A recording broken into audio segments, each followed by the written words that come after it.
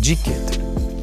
որի մասին մինչ այսօր կրքերը չեն հանդարտվում, էրոգեն զոնա է, ունի շատ կարևոր նշանակություն։ Սեռական ակտի ժամանակ G-կետին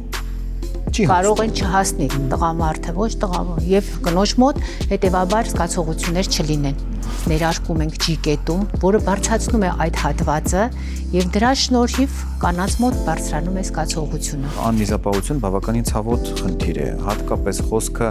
ավելի տարիքով մեծ կանանց մասին է, որոնք այդ խնդիրը ունեն 50-60 տարեկանում։ Կանանց շատերի մոտ նաեւ լայնացած հեշտոցի սինդրոմ, այսպիսի արտահայտություն գոյություն ունի, երբ կինը զգում է, որ իր մոտ ծննդաբերությունից առաջ այլ պատկեր էր, ծննդաբերությունից հետո ինքը զգում է, որ իր մոտ փոփոխություն է եղել։ Բոտոքսը երևի, եթե մարդիկ լսեն, որ կիրառվում է գինեկոլոգիայում, երևի շատ կզարմանան։ Գիշերային զրույցներ ամեն ուրբաթ